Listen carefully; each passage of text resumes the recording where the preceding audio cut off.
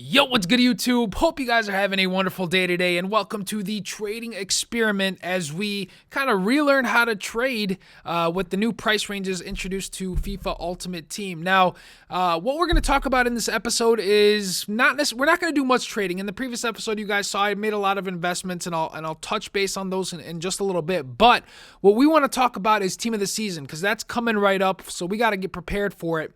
Previously, as you guys know, anytime there was a Team of the Year or Team of the Season release, what we would always do is we would sell our players off, sell all our teams, and then rebuy them after the Team of the Season was finished. The reason why we did this is because usually the market would crash because everybody's going to be opening packs. All they want is those blue players, and the market would crash. Here's the thing. EA now controls the pricing of all of the players, so there's necessarily no crash unless they adjust the price ranges. And this is what makes trading with more expensive players a little bit tricky. And here's the reason. Let's say, for example, I went ahead and bought Neymar yesterday for, and this is just the number I'm throwing out there. This isn't the official price range, but let's say I bought him for $150,000 and EA says, you know what, we're going to drop the price range even less, and his now minimum is going to be maximum is going to be $120,000. Right there, I've already lost 30,000 coins, and that's the tricky part with what to do with Team of the Season. Do you sell all your players or do you hold on to them? In my opinion, guys, you're going to have to sell your players because price ranges keep going down, down, and down. Is there a possibility that they may rise with the price ranges? Who knows? It's EA. This is all risk versus reward. It's all testing. It's all seeing what happens, especially being that this is only a few weeks, I think, or maybe even a month old at this point. We don't really know what EA can do. All we know is price ranges are in.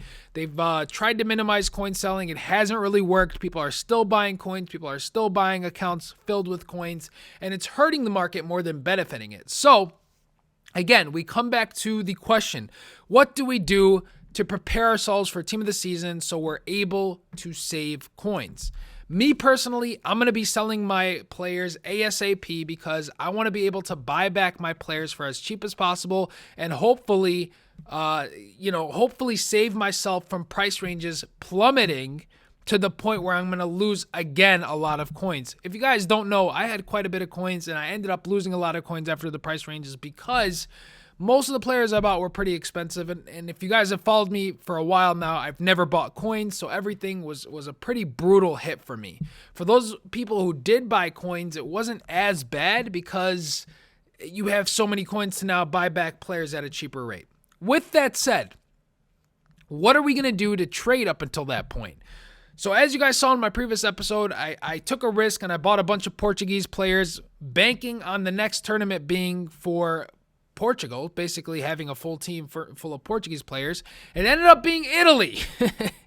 And I don't have any Italian players other than obviously the teams I have, which I can end up selling and maybe making a little bit of a profit, so I probably will do that.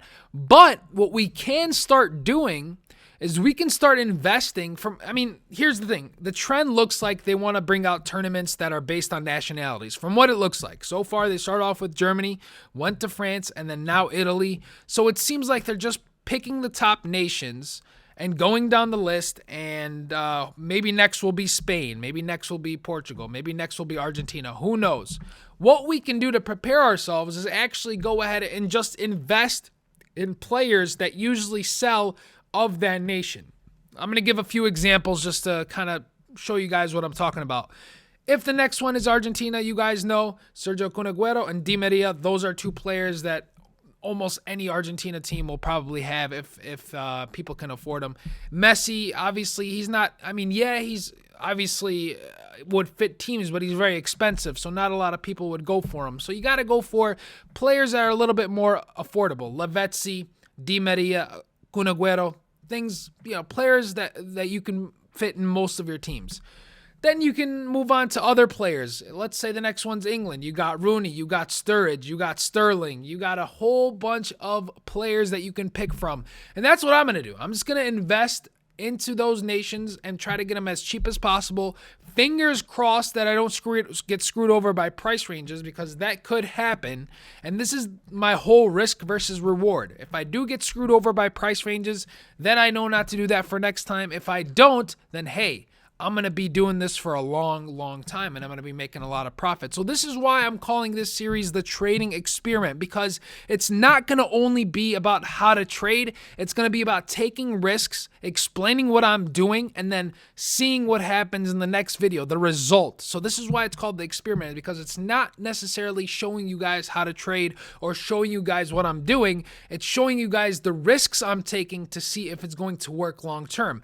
Yes, obviously there are things we can do with contracts right now and trading with cheaper players, but we want to see what other things we can do. Try to see if purchasing players that are still expensive is still going to be beneficial for us. So with that said, a quick recap. I'm going to go ahead and sell most of the expensive players in my club to make sure that their price range doesn't drop, because if it does, I'm going to be in a lot of trouble. I'm going to lose more coins than I already have.